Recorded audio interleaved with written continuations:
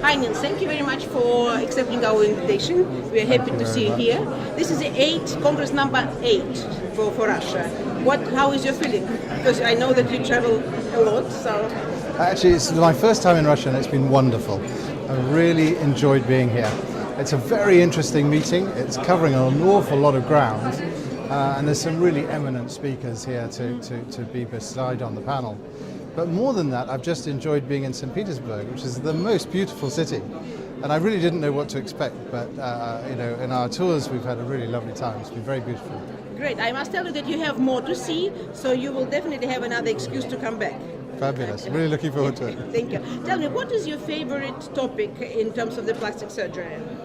Well, the thing I've spent most of my life doing is craniofacial reconstruction, and that still remains my most big interest, which is quite complex surgery in reconstructing the face. I'm head of a charity that does a lot of craniofacial surgery around the world, and I think that's my major interest.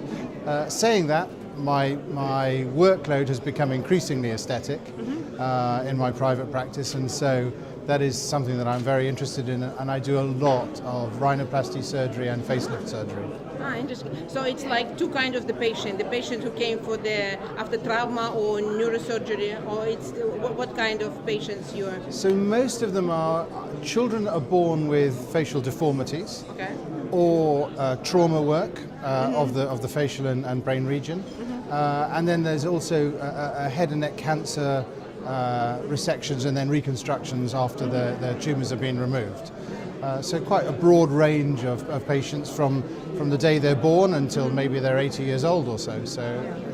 Great. Is it reimbursed in UK or it's Most of the craniofacial surgery is funded by the government in what we call the National Health Service.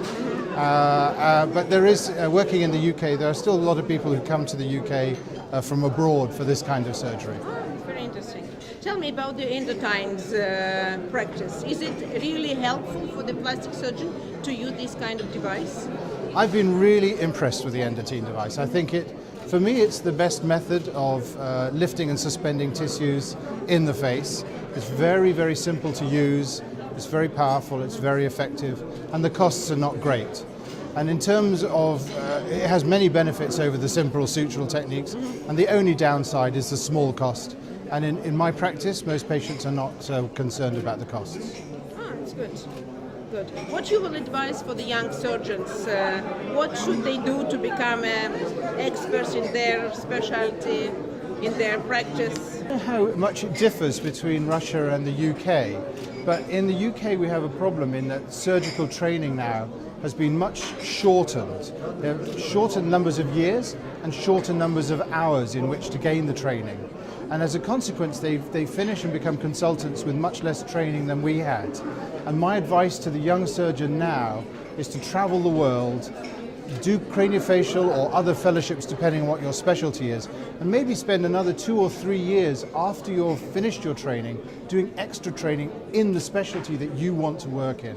That way you have the opportunity of meeting people with a very broad range of skills and ideas, and not perhaps just repeating what you've been taught by your traditional trainers. Yeah. Great. So what about the anatomy knowledge? Is it absolutely must know? For me, I'm a firm believer that anatomy is an absolute key to understanding and being a good surgeon. And saying that, we have a big problem because I used to teach anatomy to medical students and dental students after my training.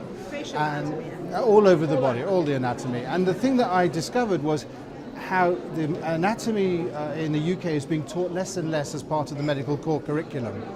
And interestingly, in some of the universities in England, it's not even a compulsory subject. So there are some people who come out with very little anatomy. And again, my advice is if you want to do complex surgery, then you're very unlikely to have the necessary knowledge just from your ongoing surgical training. You need a foundation. And I would recommend any surgeons who haven't had a strong foundation to spend time teaching anatomy as a good way of learning. Great, thank you. Next year we will be celebrating 20 years of our company. Tell me, as for the doctor, what is important for you to deal with a distributor? Well, many congratulations on your 20th anniversary next year. It is very important because when you're very tied up in your practices, you forget that there are new things being developed. And so a liaison with your distributor gives you an opportunity to learn about new products that are coming on. Some may be good, some may be not, but you must know about what's available. And so having a good relationship with your distributor is very important.